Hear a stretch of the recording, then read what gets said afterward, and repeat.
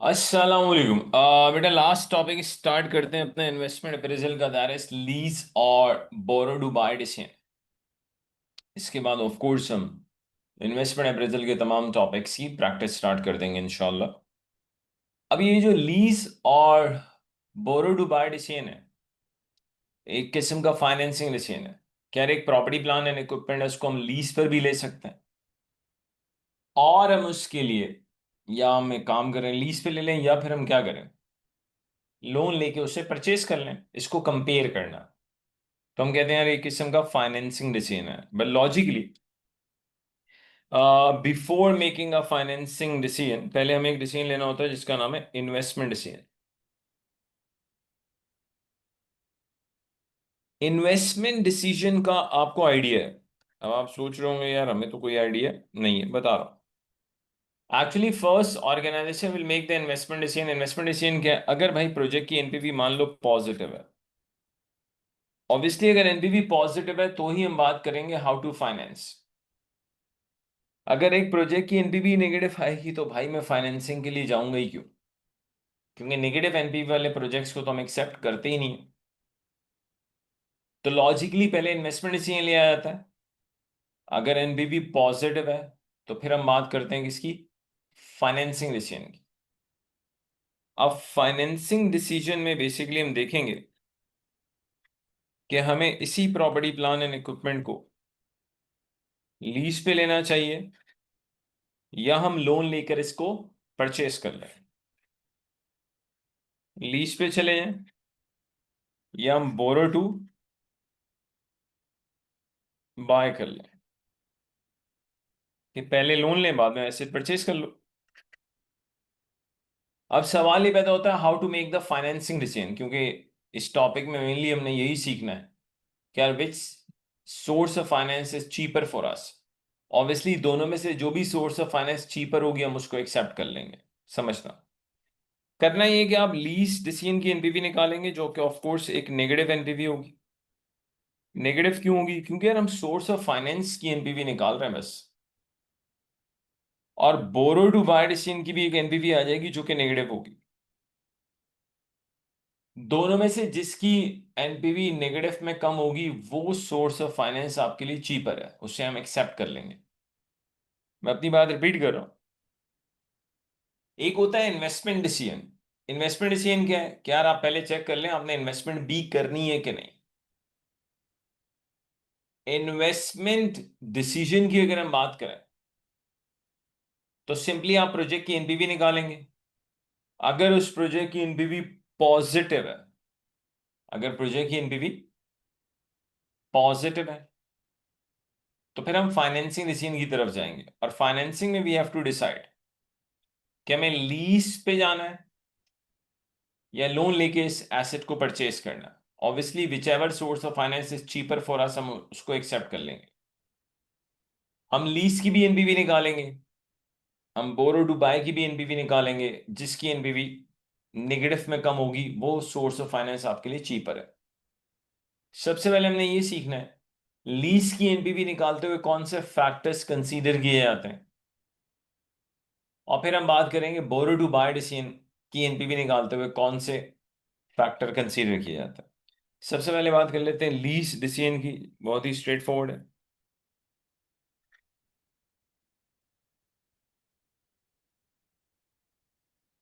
मान लो हमें lease decision की एनपीवी निकालनी है। तो अगर हमें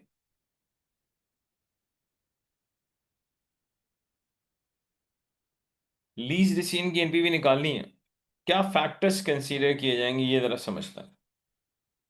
factors you need to consider when you are calculating lease decision NPV. सबसे पहले रेंटल्स।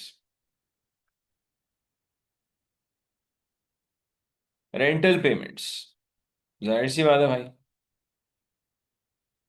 अगर आप लीज डिसीजन लेने जा रहे हैं तो रेंटल पेमेंट्स तो देने पड़ेंगे आपको, जो कि आपका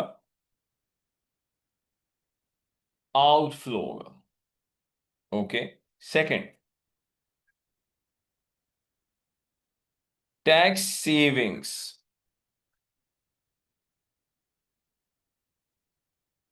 फ्रॉम रेंटल पेमेंट्स, जो कि इनफ्लो का काम करेगा। रेंटल पेमेंट्स का आउटफ्लो आएगा, tax saving from rental payments आ जाएंगे। अब यहां बातें समझनी है। नॉर्मली क्या होता है कि आपकी जो रेंटल पेमेंट होती है उसी में नॉर्मली मेंटेनेंस का इम्पैक्ट इंक्लूडेड होता है। लेकिन अगर आपका एग्जामिनर आपसे कह दे स्पेसिफिकली कि नहीं जी, आप लीज पे जाएंगे तो आपको मेंटेनेंस कॉस्ट भी बेयर करनी पड़ेगी, अगर एग्जामिनर कह दे in addition to rental that you have to bear the maintenance cost, मैं फिर रिपीट कर रहा हूं, अगर एग्जामिनर स्पेसिफिकली इसको लिखे तो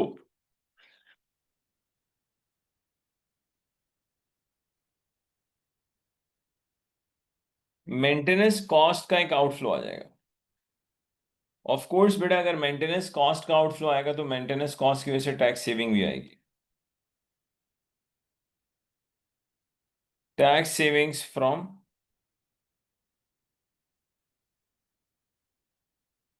मेंटेनेंस कॉस्ट इनफ्लो का काम करेगा।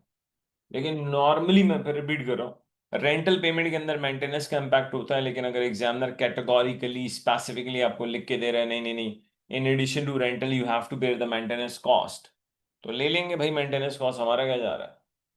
आप मेंटेनेंस कॉस्ट का आउटफ्लो बताएंगे और उसकी वजह से टैक्स सेविंग भी बताएंगे। लेकिन बेटा याद रखिएगा, इस वक्त आप एक अलग ही इस वक्त आप एक स्पेशलाइज किस्म के डिसीजन की बात कर रहे हैं जिसका नाम है फाइनेंसिंग डिसीजन, कि हमें एक एसेट को लीज पे लेना चाहिए या हम उसी एसेट के लिए पहले लोन लें और बाद में उसको खरीद लें।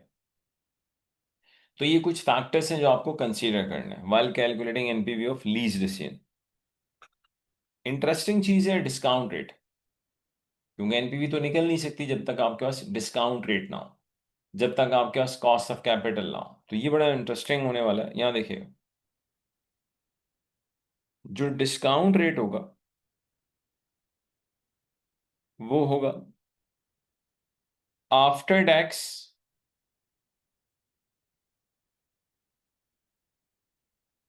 Interest on bank loan. आप कह सकते हैं सर हम तो लीज पे जा रहे हैं, तो फिर हम ये देखिए यार, जो कॉस्ट ऑफ कैपिटल होगा, डिस्काउंट रेट होगा, दोनों सिनेरियोस में सेम होगा। लीज में जब एनपीवी निकालेंगे तब भी डिस्काउंट रेट यही है, और बोरो टू बाय में भी डिस्काउंट रेट यही है। तो डिस्काउंट रेट आपके पास होगा after tax interest on bank loan. For example, अगर आपसे कहा जाता है 10% बैंक लोन है मान लो, और लेट्स से टैक्स रेट 30%, तो आपके लिए जो डिस्काउंट रेट होगा जिसपे आप डिस्काउंटिंग करेंगे, आप 10% को मल्टीप्लाई करते हैं 1 - टैक्स रेट से, 1 - 0.3 से, तो ये 7% आ जाएगा। अगर आपका टैक्स का रेट 20% होता तो आपका डिस्काउंट रेट 8% होता। तो बेसिकली जो भी बैंक लोन का रेट होता है इसको मल्टीप्लाई करना होता है 1 - टैक्स रेट से। और लीज को जब हम कंपेयर करेंगे बोरो टू बाय, दोनों ही डिसीजन में जब एनपीवी निकलेगी तो याद रखिएगा डिस्काउंट रेट हमेशा सेम होता है, कैन नॉट बी डिफरेंट। सवाल कि सर अगर डिफरेंट हो, बेटा अगर डिफरेंट हो तो इतनी लंबी कैलकुलेशन की जरूरत ही नहीं है। मान लो लीज के केस में अगर मुझे इंटरेस्ट 12% देना पड़ रहा है, क्योंकि लीज में हमें पता है जब रेंटल पे करते हैं तो उसमें इंटरेस्ट का इम्पैक्ट भी होता है। लीज में जब आप रेंटल पे कर रहे हो, मान लो अगर एग्जामिनर कहता है लीज में आपका इंटरेस्ट 12% है, और अगर आप बैंक से लोन लेते हैं तो बैंक आपको 10% चार्ज करेगा, तो भाई मुझे इतनी लंबी कैलकुलेशन की जरूरत ही नहीं है। एक जगह इंटरेस्ट का रेट 12% है, दूसरी जगह इंटरेस्ट का रेट 10%, तो obviously I go for 10%। Decision तो वहीं पर हो जाएगा, स्ट्रेट फॉरवर्ड। इसीलिए याद रखिएगा लॉजिकली जब हम लीज को बोरो टू बाय या बोरो टू बाय को लीज से कंपेयर करते हैं, दोनों ही सिनेरियोस में आपका डिस्काउंट रेट सेम होता है, ताकि हम एनपीवी निकालें दोनों सोर्सेज ऑफ फाइनेंस की और फिर उसे एक्सेप्ट करें जिसकी एनपीवी नेगेटिव में कम है। अच्छा बेटा, ये वो फैक्टर्स हैं जो आप कंसीडर करेंगे जब आप लीज डिसीजन की क्या निकालेंगे एनपीवी। अब जरा बात कर लेते हैं, जब हमें एनपीवी कैलकुलेट करनी है बोरो टू बाय डिसीजन की तो क्या फैक्टर्स आएंगे। अच्छा, इसमें एक चीज देख लें, बेटा लीज डिसीजन की जब आप एनपीवी निकालते हैं, एक तो हमें पता होना चाहिए, बहुत पुरानी बातें हो चुकी हैं अब तो, आईएफआरएस 16 जो लीजेस से बिलोंग करता है, लॉजिकली लेसी को लेके अब ऑपरेटिंग और फाइनेंस लीज का जो कॉन्सेप्ट है वो खत्म हो चुका है। अब बस एक लीज है, दैट्स इट। अदरवाइज बहुत पहले एक कॉन्सेप्ट मौजूद था कि दुनिया में फाइनेंस लीज एक ऐसी लीज है जिसमें रिस्क एंड अवार्ड्स लेसी को ट्रांसफर हो जाते हैं। लेसी वो होता है जो एसेट को यूटिलाइज करता है, लेसर वो होता है जो एसेट को प्रोवाइड करता है। तो फाइनेंस लीज में हम कहा करते थे लेसी के केस में, यार फाइनेंस लीज वो है जहां रिस्क एंड रिवॉर्ड्स लेसी को ट्रांसफर हो जाता है। ऑपरेटिंग लीज में रिस्क एंड रिवॉर्ड्स लेसी को ट्रांसफर नहीं होता है। लेकिन अब थोड़ा सा बस हल्का सा आइडिया दे रहा हूँ, आईफआरएस 16 लीजेस को लेके अब बेसिकली हम कोई डिफरेंशिएट नहीं करते ऑपरेटिंग एंड फाइनेंस लीज में when it comes to the lessee. Lessor में आज भी ऑपरेटिंग फाइनेंस लीज मौजूद है, लेकिन लेसी में ऐसा कुछ नहीं है। तो आप एक और चीज देख लें कि यार जब हम लीज डिसीजन की एनपीवी निकाल रहे हैं, हम कोई tax saving from capital allowances नहीं ले रहे, हम कोई रेजिडुअल वैल्यू नहीं ले रहे। सिंपली आप रेंटल की पेमेंट्स ले रहे हैं, उसकी वजह से टैक्स सेविंग ले रहे हैं। और अगर एग्जामिनर अलग से कुछ कह दे that you have to bear the maintenance cost, अलग से गिवन हो स्पेसिफिकली, तो मेंटेनेंस कॉस्ट का आउटफ्लो उसकी वजह से टैक्स सेविंग। अब बेटा इसको हम कंपेयर करेंगे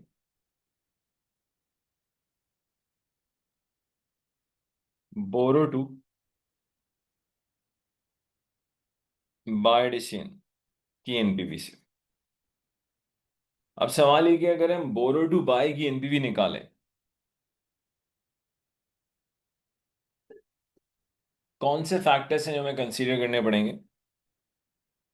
नंबर वन, आप आउटफ्लो दिखाएंगे इनिशियल इन्वेस्टमेंट पर।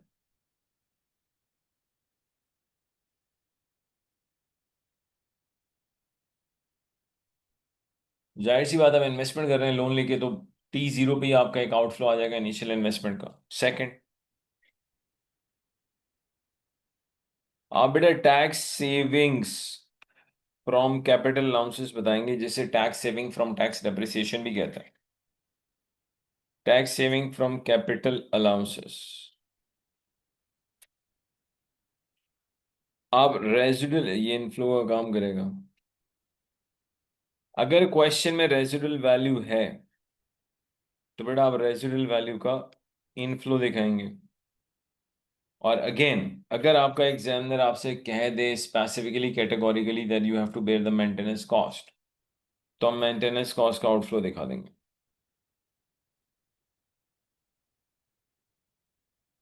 अगर बेटा मेंटेनेंस कॉस्ट का आउटफ्लो आएगा तो मेंटेनेंस कॉस्ट की वजह से टैक्स सेविंग भी आएगी।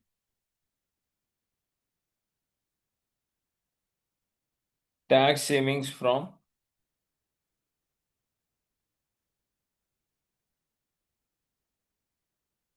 मेंटेनेंस कॉस्ट जो कि इनफ्लो का काम करेगा। अगेन, डिस्काउंट रेट सेम होगा जो लीज में था।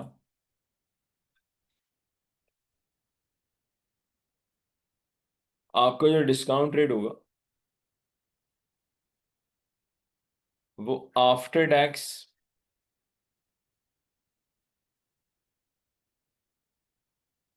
इंटरेस्ट ऑन बैंक लोन होगा। अच्छा, अब नॉर्मली ऐसा होता नहीं है, लेकिन चलें अज्यूम कर लें कि एग्जामिनर आपसे कह रहा है लीज को कंपेयर करें बोरो टू बाय डिसीजन से, जो भी चीपर है उसको एक्सेप्ट कर लो। और एज्यूम कर लेते हैं एक मिनट के लिए कि एग्जामिनर पूरे क्वेश्चन में बैंक का इंटरेस्ट रेट दे ही नहीं रहा। तो जाहिर सी बात है, अगर आप मुझे बैंक का इंटरेस्ट रेट नहीं देंगे तो मैं डिस्काउंट रेट कैसे निकालूंगा। अज्यूम कर लेते हैं कि यार साफ लिखा है क्वेश्चन में, यार आप एक काम करें, लीज को कंपेयर करें बोरो टू बाय डिसीजन और बताएं यार हमें किस सोर्स ऑफ फाइनेंस को एक्सेप्ट करना चाहिए। जाहिर सी बात है, हम उसी सोर्स ऑफ फाइनेंस को ऑप्ट करेंगे जो हमारे लिए बेसिकली क्या हो, चीपर हो। प्रॉब्लम हमारे लिए आ रहा है कि पूरे क्वेश्चन में एग्जामिनर ने बैंक इंटरेस्ट रेट दिया ही नहीं है। ऑब्वियसली अगर एग्जामिनर बैंक इंटरेस्ट रेट नहीं देगा तो हम कैसे डिस्काउंट रेट निकालेंगे। तो ये प्लीज मेरी बात ध्यान से सुनिएगा। अगर तो एग्जामिनर बैंक लोन का इंटरेस्ट रेट देगा तो लीज और बाय दोनों में हम बैंक इंटरेस्ट रेट को, बैंक लोन इंटरेस्ट रेट को आफ्टर टैक्स कर देंगे। लेकिन अगर क्वेश्चन में बैंक लोन का इंटरेस्ट रेट गिवन नहीं है तो फिर याद रखिएगा जो डिस्काउंटिंग होगी वो कंपनी के कॉस्ट ऑफ कैपिटल पे होगी। एग्जामिनर आपको बता देगा कि यार कंपनी का कॉस्ट ऑफ कैपिटल ये है। सवाल के सर अगर कंपनी का कॉस्ट ऑफ कैपिटल भी गिवन हो, बैंक लोन का इंटरेस्ट रेट भी गिवन हो, तो बेटा मैं बैंक लोन को आफ्टर टैक्स करके ही डिस्काउंट करूंगा। लेकिन अगर एग्जामिनर, प्लीज ध्यान से मेरी बात सुनिएगा, एक ऐसा क्वेश्चन आ जाए जिसमें एग्जामिनर आपसे कहे लीज और बाय को कंपेयर करें, और पूरे क्वेश्चन में बैंक लोन का इंटरेस्ट रेट गिवन ही नहीं है, अब क्या करें भाई? आप सिंपली कंपनी का जो कॉस्ट ऑफ कैपिटल है देगा एग्जामिनर, उसको यूटिलाइज कर लेंगे, दैट्स इट। अच्छा ये जरा न्यूमेरिकली इनको अप्लाई करते हैं, तो अगर थोड़ा सा आइडिया हो कैसे लेके चलना है इसको।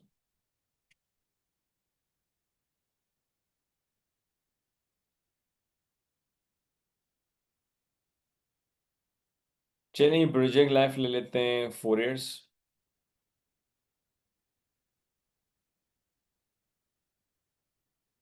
एनुअल लीज रेंटल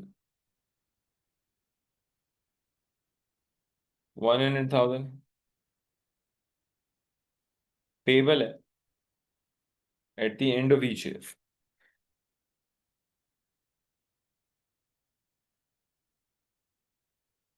अच्छा एनुअल रेंटल है हमारे पास 1 लाख का, और पे करना है आपने साल के आखिरी दिन। टैक्स का रेट है 20%, paid in the same year, यानी कोई डिले नहीं है। ओके।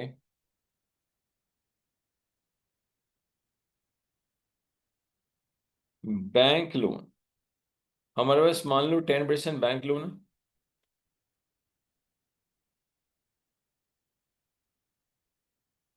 10% और बैंक लोन है, बैंक लोन का रेट सही होता है, आफ्टर टैक्स कर लेंगे तो बड़े आराम से लीज की एनपीवी आ जाएगी। ओके। अब इसको कंपेयर करना है बोरो टू बाय से।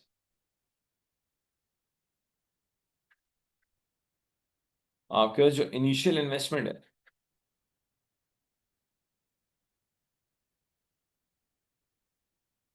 वो 3,20,000 की है। रेजिडुअल वैल्यू है 20,000। Company uses 25% return on value for capital allowances.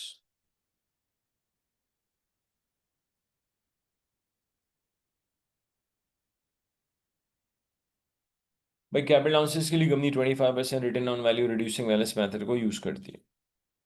Tax का रेट वही ऑब्वियसली सेम पर 20% है, paid in the same year. Bank loan का रेट 10% है। प्रोजेक्ट की लाइफ ऑब्वियसली 4 years है।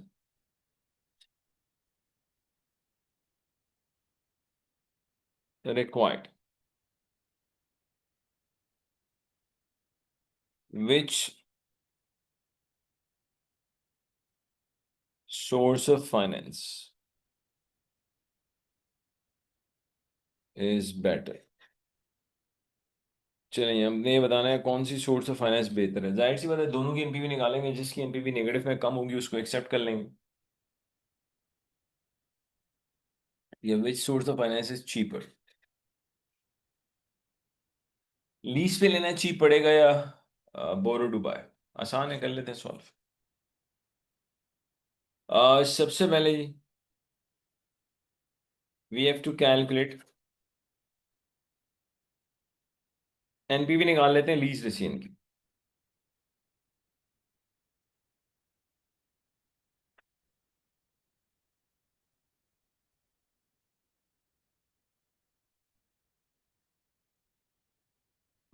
लाइफ 4 years से हर साल के एंड में रेंटल पे किया जाता है।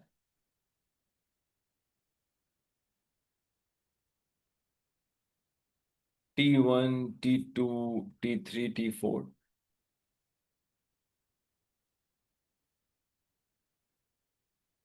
रेंटल पेमेंट्स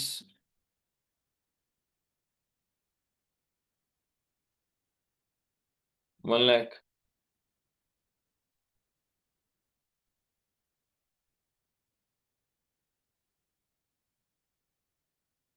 बेटा रेंटल पेमेंट की वजह से आपका टैक्स सेव होगा, और टैक्स सेव सेम ईयर में हो रहा है बिकॉज नो डिले।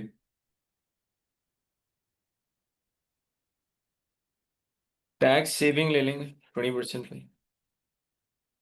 हर साल 20,000 आ जाएगा।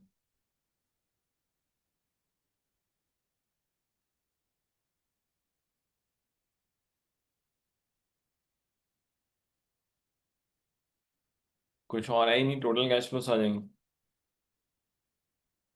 हर साल क्या आ रहा है, 80,000 नेगेटिव।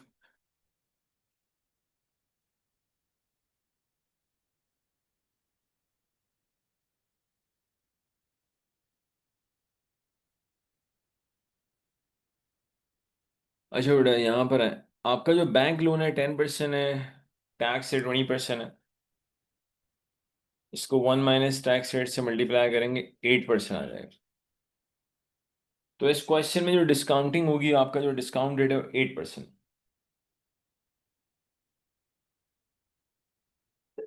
आ जाए।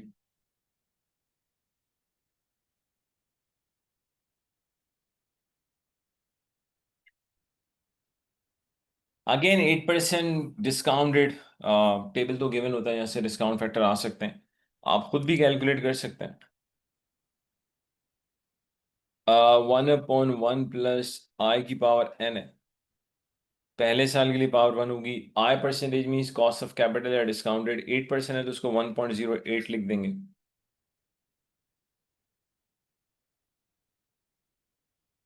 तो बेटा अगर मैं 1 को डिवाइड कर दूं 1.08 से, ये 0.926 कर लेंगे जी, राउंड ऑफ करके। सेकेंड ईयर के लिए आप पावर 2 कर दें, थर्ड ईयर के लिए पावर 3 कर दें। अगेन हम एग्जाम में जाहिर सी बात है डायरेक्टली एनपीवी का शॉर्टकट यूज करेंगे, फिलहाल हम सीख रहे हैं तो we are doing this.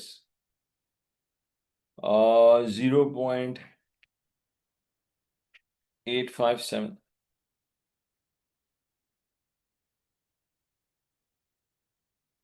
Third year के लिए पावर 3 करते हैं, 1/1.08 पावर 3। 0.7938 है, तो चले राउंड ऑफ कर लेते हैं, 0.794, ये थर्ड ईयर में आ जाएगा। फोर्थ ईयर में पावर 4 हो जाएगी भाई, 0.735। 926, 0.857, 794, 735, 0.735। मल्टीप्लाई करेंगे तो ऑफकोर्स प्रेजेंट वैल्यू आ जाएगी। 80,000 मल्टीप्लाई 0.926, 74,080। फिर 80,000 को मल्टीप्लाई करते हैं 0.857 से। अच्छा, बाज बच्चे इसमें ये सॉल्व सोच रहे होते हैं कि सर वाई नॉट हम डायरेक्टली एन्युटी फैक्टर लगा के आंसर ला सकते हैं। बिल्कुल ला सकते हैं, ये कोई प्रॉब्लम नहीं है। एक बच्चा 80,000 ले, उसको 4 साल के एन्युटी फैक्टर से मल्टीप्लाई कर दे, सेम रिजल्ट आएगा। लेकिन बेहतर है कि जैसे हम सॉल्व करवा रहे हैं ऐसे करें, लेकिन एन्युटी से बिल 100% किया जा सकता है। 63,520। बेटा फिर 80,000 को मल्टीप्लाई कर दें 0.735 से।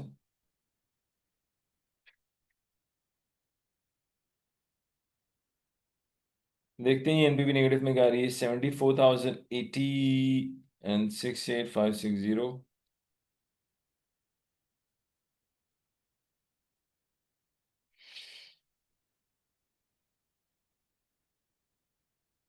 बेटा मेरे पास नेगेटिव आंसर आ रहा है 2,64,960। चेक कर लेते हैं दोबारा।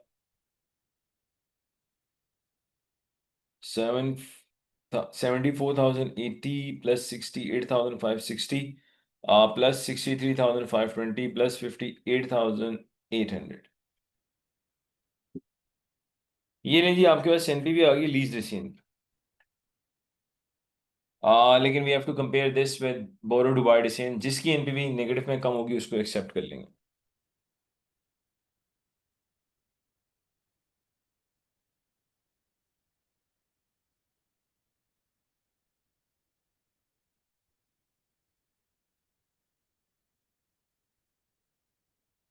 Borrowed buy decision NPV. सबसे पहले tax saving from capital losses निकाल लेते हैं, क्योंकि बाय डिसीजन के अंदर आपको बोरोड बाय में आपको tax saving from capital losses मिलेगा। Working one,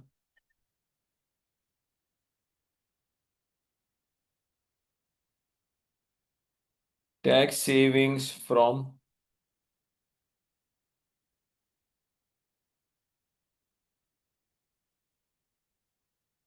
capital losses. पहला साल, दूसरा साल, third, fourth, tax same year में पे हो रहा है तो 4 साल तक ही रहेंगे।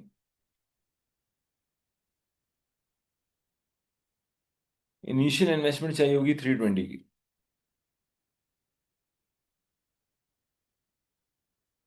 बेटा दूसरा कॉलम है कैपिटल अलाउंस का।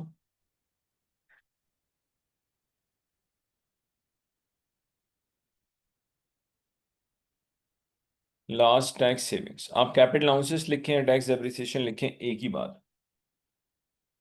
इन्वेस्टमेंट है 320,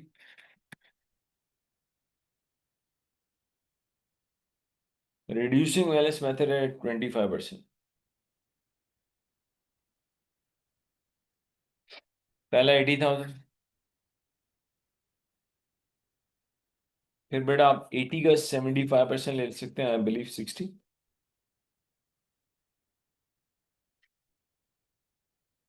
60 का 75%, आई बिलीव 45। चेक कर लेते हैं।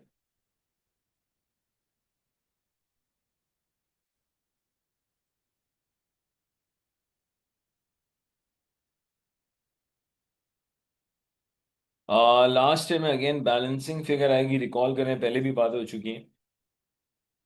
According to IAS 16 property plan and equipment, according to IAS 16 property plan and equipment, एक डेप एक एसिड की यूजफुल लाइफ में सिर्फ डेप्रिशिएबल कॉस्ट को डेप्रिशिएट होना चाहिए, और डेप्रिशिएबल कॉस्ट है कॉस्ट माइनस स्क्रैप वैल्यू।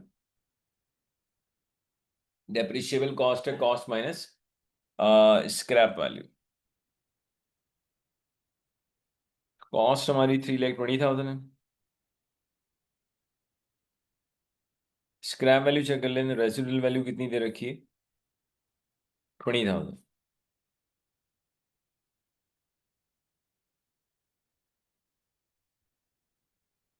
बेटा 300,000 में से 80 भी माइनस करेंगे, 60 भी माइनस करेंगे, 45 जो बचेगा बैलेंसिंग फिगर। तो 3 लाख में से हमने 80,000 माइनस किया, तो 60 माइनस किया, 45 माइनस किया, बैलेंसिंग फिगर आ रही है 1,15,000। बैलेंसिंग फिगर है 115। ओके,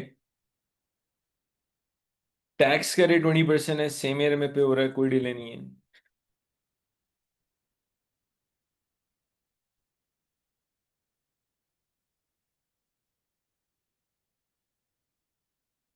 पहला 16,000, दूसरा 12, देन आई बिलीव 9। ये देख लेते हैं भाई, 23,000। तो सिंपली हमारे पास tax saving from capital allowances आ चुके हैं, आप बड़े आराम से एनपीवी आ जानी चाहिए बोरू बाय की।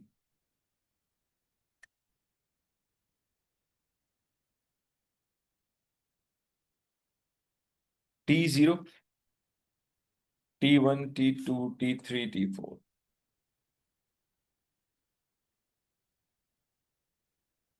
इनिशियल इन्वेस्टमेंट का आउटफ्लो आ जाएगा। कितने की इन्वेस्टमेंट हो रही है 320?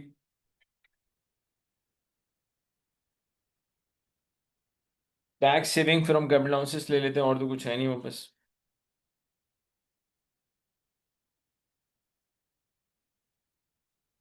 Tax saving from capital allowances की बात करें तो 16, 12, 9, 23।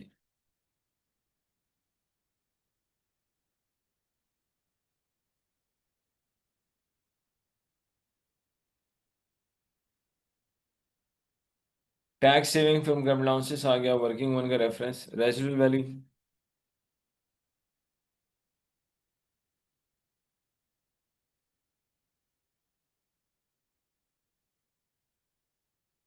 आप बड़े आराम से बस नेट ऑफ कर लें।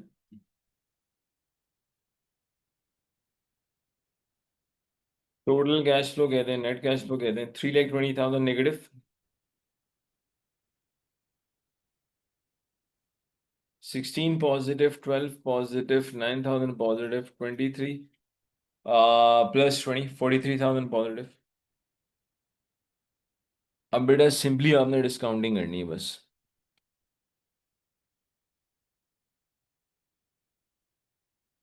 डिस्काउंटेड बात हो चुकी है, दोनों सिनेरियो में सेम होगा।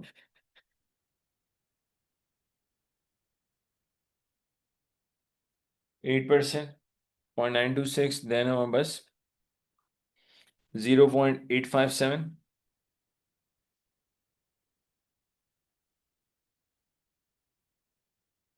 देन हमारे पास कितना,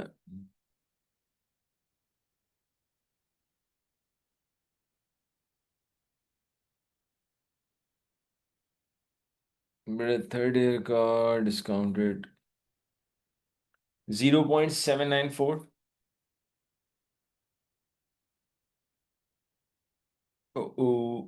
जस्ट अ मिनट, 320 पे आ रहा है तो of course that's my bad, हो जाता। एक्चुअली जीरो पे 320 है तो जीरो पे डिस्काउंटेड 1 होगा। अब जरा कैलकुलेट कर लेते हैं भाई खुद ही।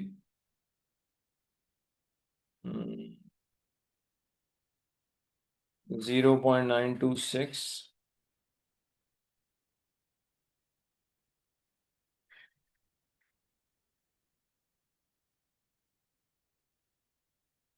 0.794,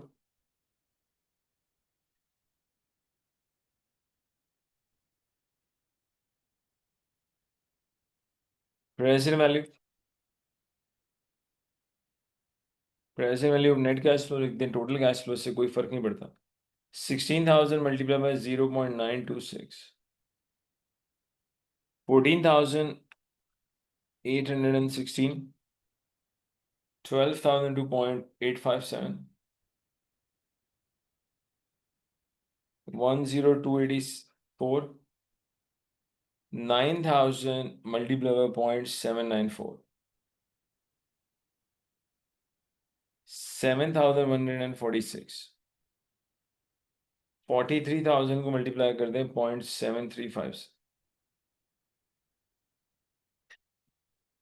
31,605। लेट्स सी नेगेटिव एनपीवी क्या आती है। ओके, 14 on this,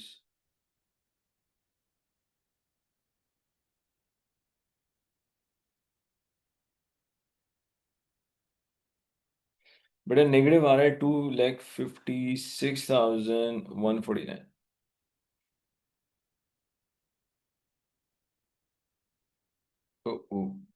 से लीज में नेगेटिव एनपीवी आ रही है 264, 926 बाय में आ रही है, बोरो टू बाय में आ रही है 256, कम है।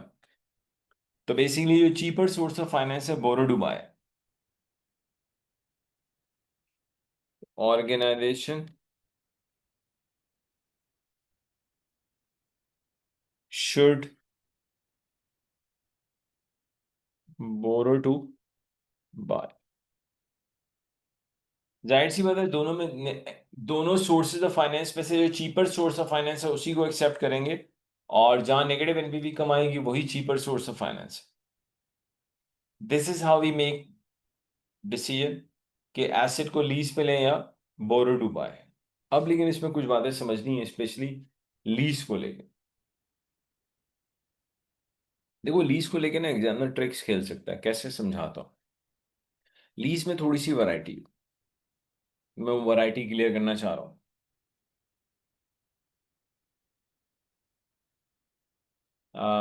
मान लेते लीज एग्रीमेंट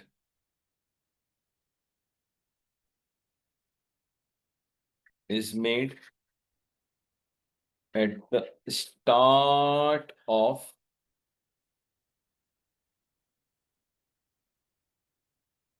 accounting period। पहली चीज तो एग्जामिनर ये कह रहा है भाई हमने lease agreement start of the accounting period किया है। फिर वो कह रहे हैं लीज रेंटल्स और 120 lease rental is 1,20,000,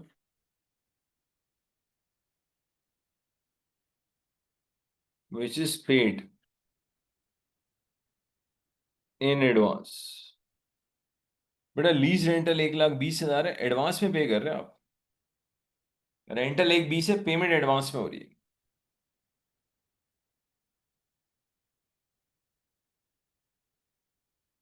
tax rate 20%, paid with a delay of 1 year। Payment 1 साल के डिले से हो रही है। ओके, मान लो 10% बैंक लोन है।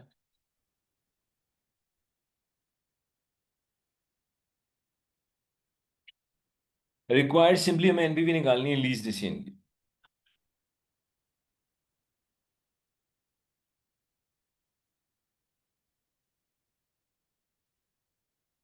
Project life 4 years। बेटा अगर प्रोजेक्ट की लाइफ 4 साल है तो रेंटल भी 4 पे होंगे। अब लेकिन समझने वाली बात है, क्वेश्चन में स्पेसिफिकली लिखा है भाई लीज का एग्रीमेंट जो हो रहा है वो स्टार्ट ऑफ अकाउंटिंग पीरियड पे हो रहा है, और फिर रेंटल हर साल एडवांस में दिए जा रहे हैं। अब एक मिनट के लिए अज्यूम कर लेते हैं समझाने के लिए कि यार इनका जो अकाउंटिंग पीरियड है 1 जनवरी 25 को स्टार्ट होता है, December 25 को एंड होता है। सबसे पहले आपको ये समझ में आना चाहिए, आप पहला रेंटल January 25 को देंगे, फिर दूसरा rental January 26, January 27, like this, क्योंकि रेंटल एडवांस में पे हो रहा है। जब रेंटल एडवांस में पे हो रहे होते हैं, प्लीज देखिएगा, प्रोजेक्ट की लाइफ 4 साल है, आप 4 रेंटल पे करेंगे 3 years में। कैसे? एक्चुअली पहला रेंटल 0 में ही पे कर देंगे क्योंकि आप एडवांस में पे कर रहे हैं, फिर T1, फिर T2, T3। तो टाइमलाइन जो है वो 0, 1, 2, 3 है। ये बेसिकली रेंटल पेमेंट्स के लिए एडवांस में दी जा रही है।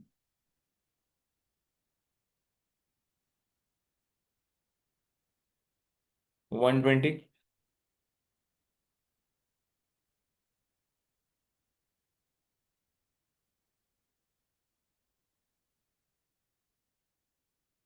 ये तो सिंपली रेंटल पेमेंट्स आ गई हर साल। अब बेटा रेंटल पेमेंट की वजह से आएगी tax saving. Now this is very interesting, tax saving वाला पॉइंट बड़ा इंटरेस्टिंग है। देखिए टैक्स सेविंग उस पॉइंट पर आएगी जब आप टैक्स पे करेंगे। टैक्स सेविंग उस पॉइंट पे आएगी जब आप टैक्स पे करेंगे। अब जरा समझते हैं, मैं थोड़ा सा आगे T4 T5 भी लिख रहा हूँ, क्यों लिख रहे हैं पता चल जाएगा। तो बेसिकली टैक्स सेविंग उसी साल आएगी जिस साल आप टैक्स पे करते हैं। अब जरा समझने वाला पॉइंट आ गया कि टैक्स की पहली सेविंग कब आएगी। देखिएगा, मान लो इनका अकाउंटिंग पीरियड January 25 से स्टार्ट होता है, December 25 पे एंड होता है। एग्जामिनर कैटेगोरिकली कह रहा है कि जो आप लीज का एग्रीमेंट कर रहे हैं, लीज का एग्रीमेंट जो आप कर रहे हैं वो स्टार्ट ऑफ अकाउंटिंग पीरियड पे कर रहे हैं। साफ कह रहा है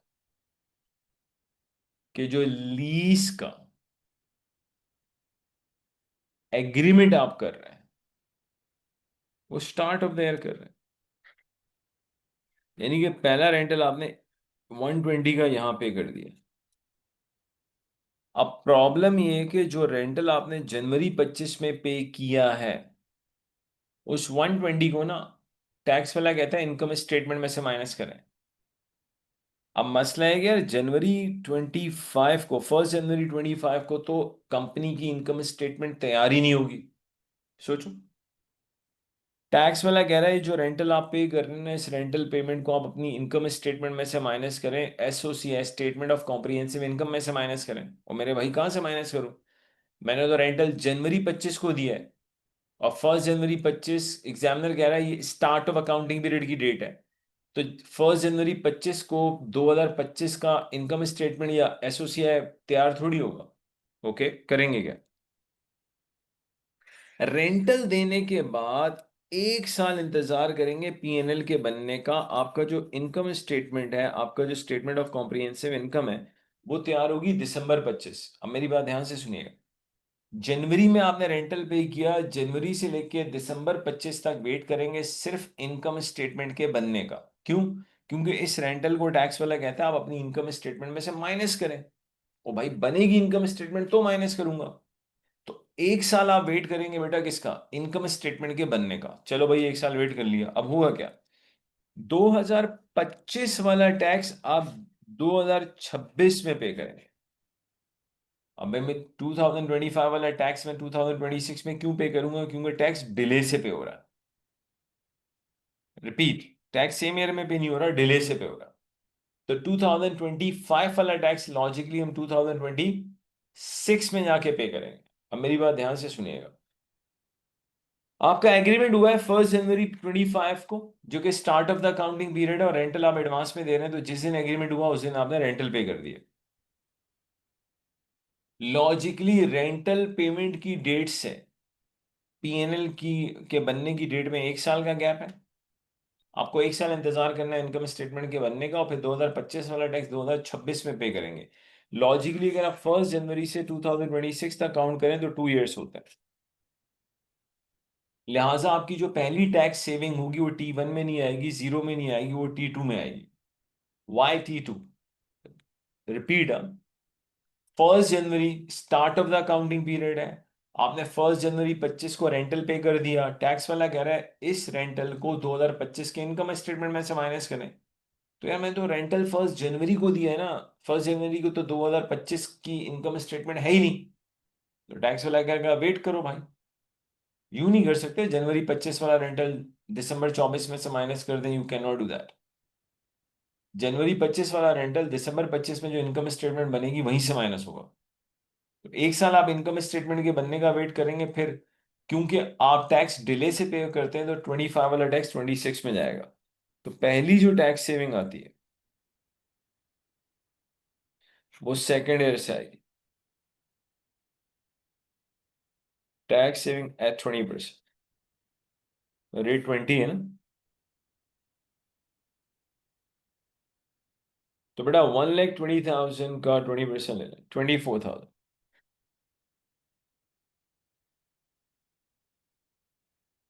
तो बड़ा इंपॉर्टेंट पॉइंट है भाई, सेविंग कब से आएगी?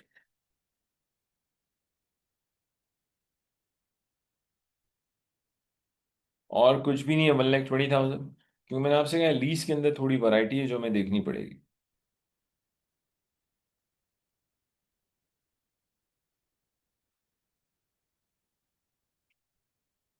96,000, 96,000, 24।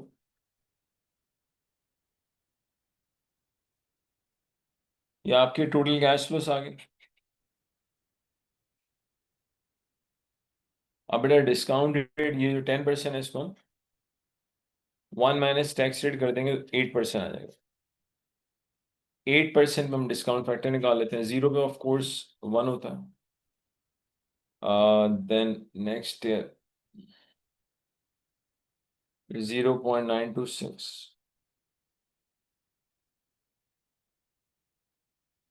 0.857, 0.794, 0.735, 6 से 8 चले, राउंड ऑफ करके 1 कर लेते हैं। प्लीज राउंडिंग ऑफ से आपने टेंशन नहीं लेनी। Present value of total cash flow आ जाएगा। टोटल कैश फ्लो कहते हैं, नेट कैश फ्लो कहते हैं, इससे कोई फर्क नहीं पड़ता। 1,20,000। 1,20,000 को मल्टीप्लाई करते हैं 0.926 से। 11120। 96,000 को मल्टीप्लाई करते हैं 0.857 से। 82,272। 96,000 को मल्टीप्लाई करते हैं 0.794 से। 76,224। 24,000 को मल्टीप्लाई करते हैं 0.735 से, 17,640। 24,000 से मल्टीप्लाई करते हैं, 24 को मल्टीप्लाई करते हैं 0.681 से, 16,344। ये लीजिए एनपीवी, देखते हैं नेगेटिव क्या आ रही है। प्लीज अगर ये मल्टीप्लिकेशन में कोई छोटा मोटा एरर हो जाए उससे आप टेंशन ना लें, वो आप खुद करेक्ट कर सकते हैं अगर कहीं आ जाए। इंशाल्लाह होगा नहीं, आ जाए तो आप खुद करेक्ट कर लें। मेन कॉन्सेप्ट्स पे है, कॉन्सेप्ट आपके ठीक होने चाहिए। हल्का, जाहिर सी बात है, इंसान है, कोई एरर हो जाए तो उससे प्लीज आपने टेंशन नहीं लेनी। नॉर्मली इंशाल्लाह एरर्स नहीं होगा, लेकिन अगेन कोई इक्का दुक्का एरर आ जाए तो प्लीज उसको दिल पे नहीं लेना। हम्म,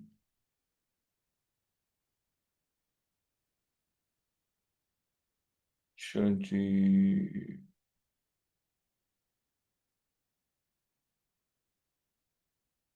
लास्ट में 17,640 और 16,344, बड़े नेगेटिव आ रहा है। 3,39,288। लेट मी रीचेक ताकि मसला मसाइल ना हो भाई।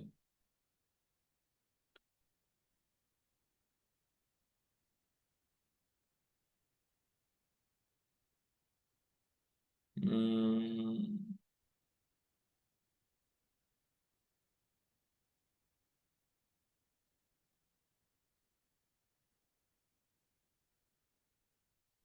फिर दोबारा देख लेते हैं क्योंकि थोड़ा डिफरेंट आ रहा है भाई, ऐसा कैसे हुआ।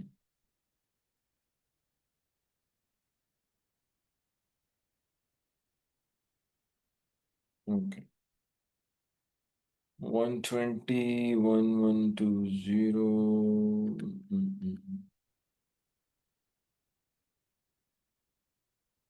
17,640 प्लस 16,340। लेट्स चेंज इट भाई, चेंज हो रहा है भाई। Let me pause the video ताकि यार ये बिला ये वीडियो लॉन्ग ना हो। अच्छा बेटा, यहाँ पे जो एनबीवी आ रही है वो -3,55,632 आ रही है। ओके, एक और वैरायटी देख। चलें इसी क्वेश्चन पे आ जाए।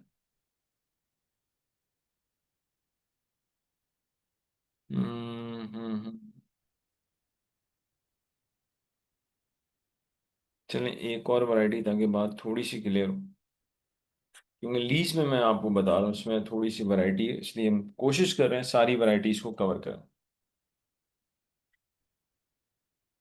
Lease agreement is made at the end of accounting period,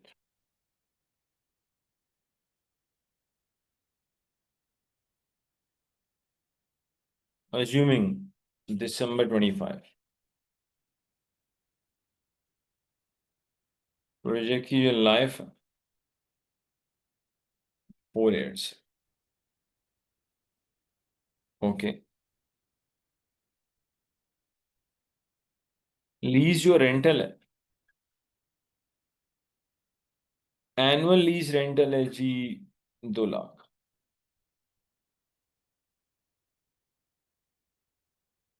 post tax bank loan,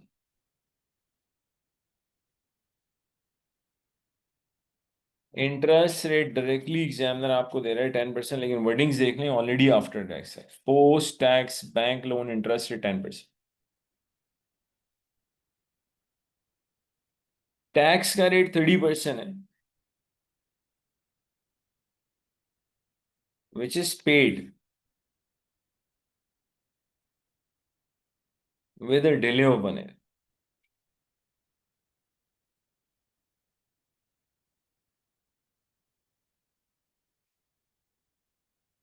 again आपको एनपीवी निकालनी, मैं तो चाहूंगा आप वीडियो को पॉज करके इसको खुद अटेम्प्ट करें ताकि आपको आइडिया है करना क्या, समझते हैं। सबसे पहले देखिए, अगर आपके प्रोजेक्ट की लाइफ 4 साल है, रेंटल आप एडवांस में दे रहे हैं।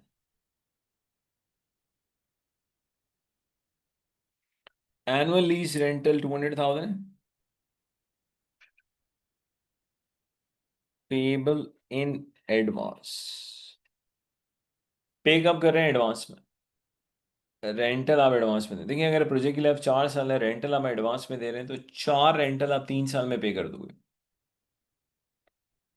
अगर आपके प्रोजेक्ट की लाइफ 4 साल है या लीज टर्म 4 साल है, लेकिन रेंटल आप एडवांस में दे रहे हो, तो 4 रेंटल 3 साल में हो जाएंगे। तो पहले तो रेंटल पेमेंट्स दिखाएं आप।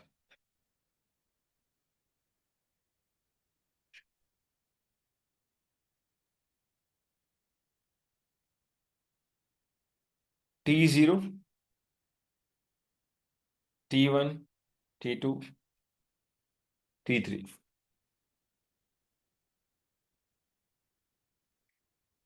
पहले तो आप रेंटल पेमेंट्स दिखा दें भाई। रेंटल पेमेंट हर साल कितनी है? 2 लाख।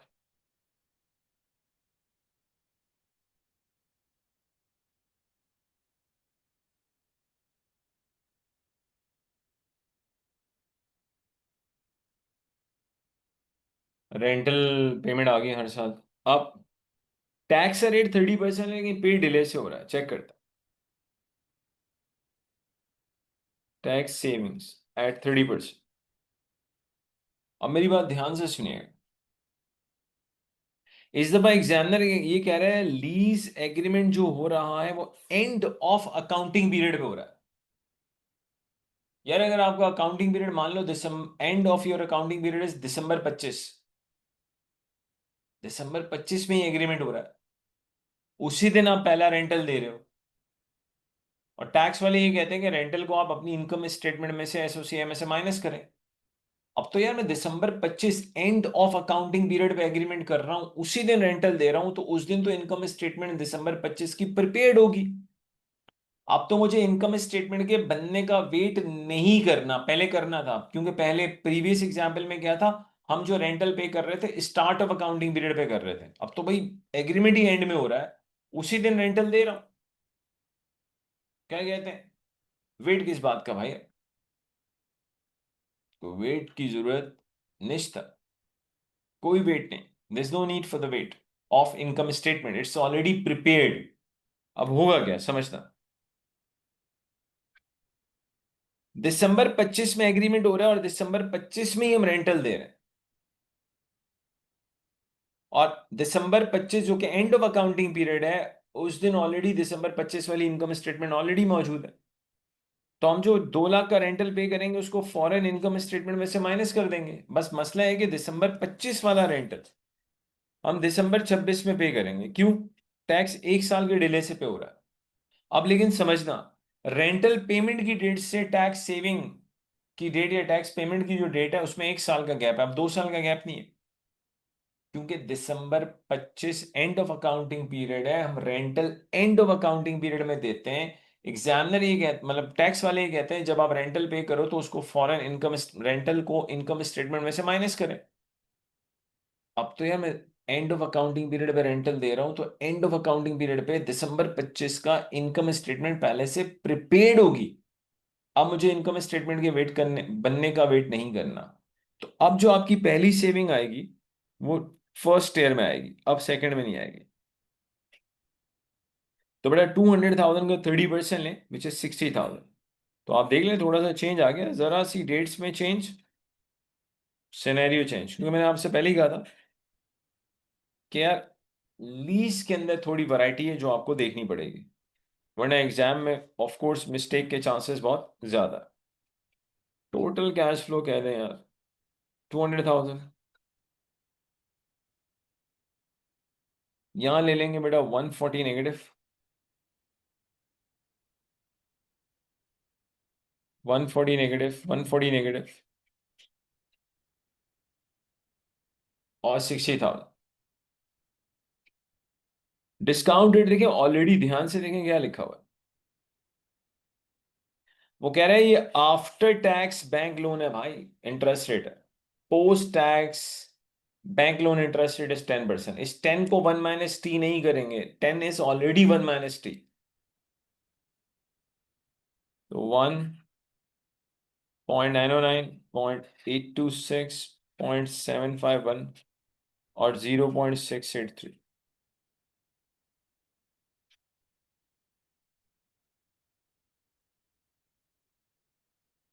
प्रेजेंट वैल्यू आ जाएगी 2 लाख। चलिए जी, 140 को मल्टीप्लाई करते हैं 0.909 से। 1,27,260, 0.826, 1,15,640, 751,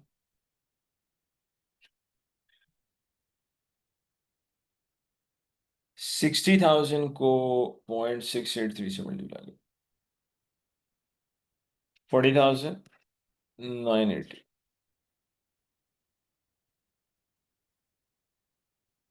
अच्छा जी, चलिए चलें देखते हैं क्या नेगेटिव एनपीवी आ रही है।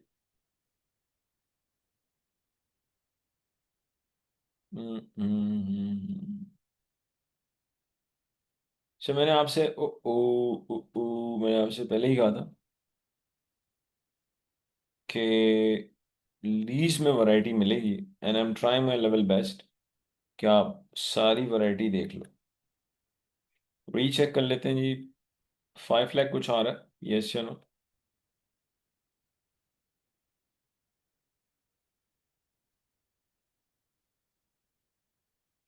051, 40,980 पॉजिटिव। जी बेटा, एनपीवी आ रही है नेगेटिव 5,07,060। तो बेटा, ट्राइड माई लेवल बेस्ट के यार लीज के अंदर जो वैरायटी है उसको बेसिकली हम हर लिहाज से कवर कर सकें, and we did it. Okay, चलिए एक छोटा सा होमवर्क दे रहा हूँ, लेकिन मैं चाहूंगा हर बंदा इसको अटेम्प्ट करे, क्योंकि अगली क्लास हम इंशाल्लाह इसी होमवर्क से स्टार्ट करेंगे। Lease agreement is made at the end of accounting period. Okay.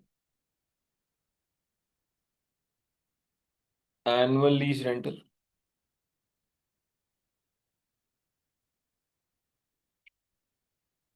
158. Payable in advance.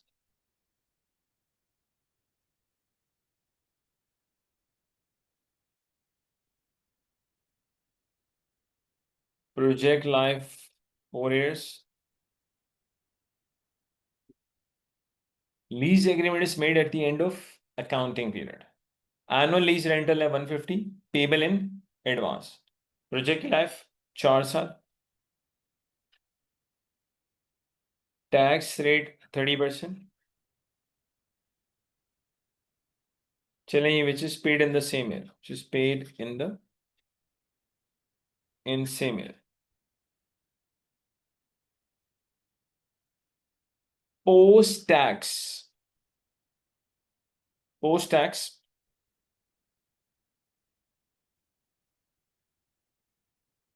Bank loan interest rate 10%। Required है, एनपीवी निकालनी है बस। देखिए, lease agreement is made at the end of accounting period. Annual lease rental 150 है, payable in advance. Project की life 4 साल दी जा रही है। टैक्स का रेट 30% है, लेकिन इस दफा आप कह रहे हैं टैक्स हम क्या करते हैं, सेम ईयर में पे करते हैं। और पोस्ट टैक्स बैंक लोन का इंटरेस्ट रेट दिया जा रहा है विच इज 10%। इसको लेकिन सारे बच्चों ने अटेम्प्ट करना है, आप प्लीज सुन लें। बेटा यहाँ पर आके ना हमारे जो इन्वेस्टमेंट अप्रेजल है उसके अल्हम्दुलिल्लाह सारे कॉन्सेप्ट्स कंप्लीट हो जाते हैं। आप चेक कर लें the way back we have done NPV. NPV कर लिया, आईआरआर, पे बैक पीरियड दोनों डिस्कस किए, simple and discounted. We have discussed ARR as well.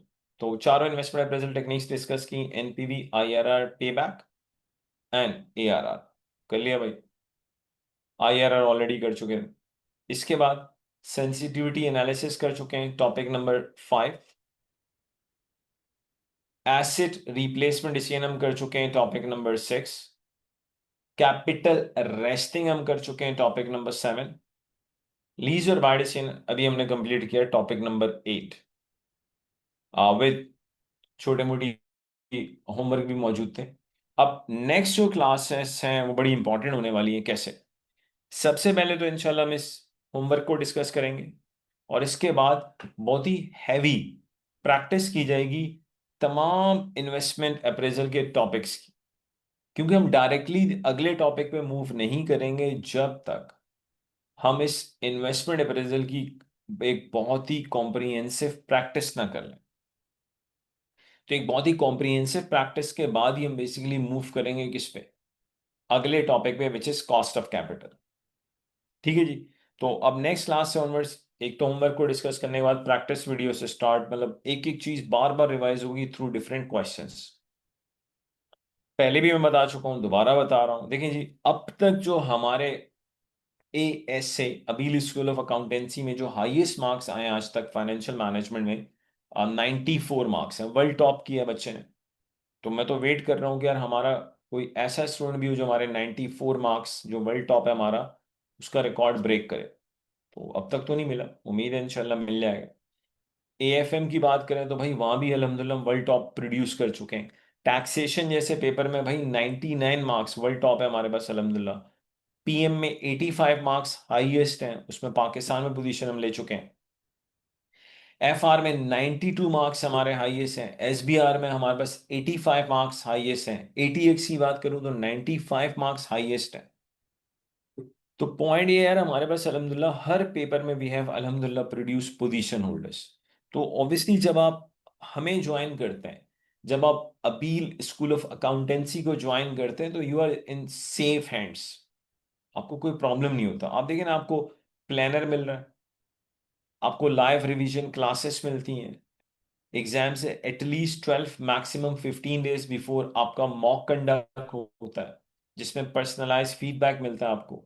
Pre scene जो ACCA का मॉक होता है, वो बेसिकली हम लाइव क्लासेस के थ्रू डिस्कस करते हैं ताकि एक स्टूडेंट को अपॉर्चुनिटी मिले। पहले वो प्री सीन मॉक आपके साथ शेयर होता है, आप उसको अटेम्प्ट करते हैं, उसके बाद हम आपके साथ लाइव रिवीजन क्लासेस के अंदर उस प्री सीन मॉक को डिस्कस करते हैं।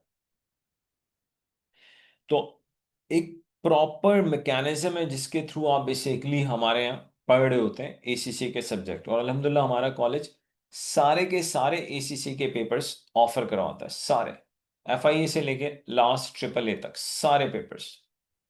और सारे के सारे पेपर्स दोनों ही लैंग्वेजेस में अवेलेबल है, उर्दू में भी अवेलेबल है, इंग्लिश में भी अल्हम्दुलिल्लाह अवेलेबल है।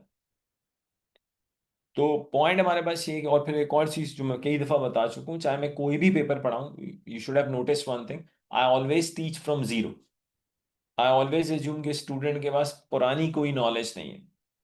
तो हमारी पूरी कोशिश होती है हम जीरो से चलें एंड स्लोली एंड ग्रेजुअली जो आपका एग्जामिनेशन लेवल है हम उससे भी थोड़ा हाई जाए, ताकि आपको एग्जाम में कोई प्रॉब्लम ना हो। तो बेटा भाई नेक्स्ट क्लास में इंशाल्लाह एक तो हम इस होमवर्क को डिस्कस करेंगे, प्रैक्टिस शुरू करेंगे, और फिर हमारे इन्वेस्टमेंट अप्रेजल के जो लॉन्ग क्वेश्चंस हैं उनको ऑफ कोर्स सिर्फ वन नोट पे सॉल्व नहीं किया जाएगा, उनको स्प्रेडशीट पे भी सॉल्व कर रहे होंगे, ताकि आपको थोड़ा आइडिया हो कि यार किस तरह से। देखिए हमारे पास जो शॉर्टकट्स ACC आपको देता है वो सारे शॉर्टकट्स हम क्लास में यूज करेंगे। NPV का शॉर्टकट अवेलेबल है, we have already introduce that. IRR का शॉर्टकट अवेलेबल है, ऑलरेडी मैं इंट्रोड्यूस करवा चुका हूँ, लेकिन अब हम इनको प्रैक्टिस वीडियोस के अंदर भी बेसिकली इनकॉर्पोरेट करवाएंगे, ताकि आपको पता हो यार क्या प्रेजेंटेशन होनी चाहिए, किस तरह से प्रेजेंटेशन होनी चाहिए, और वो सारे शॉर्टकट्स दोबारा आप देखेंगे अगली वीडियोस के अंदर। तो that is all about today's lecture. Thank you very much जी। मिलते हैं नेक्स्ट क्लास में इंशाल्लाह, and I will be waiting for this answer. I hope कि आप लोग सब इसको लाजमी अटेम्प्ट करेंगे इंशाल्लाह। ओके जी।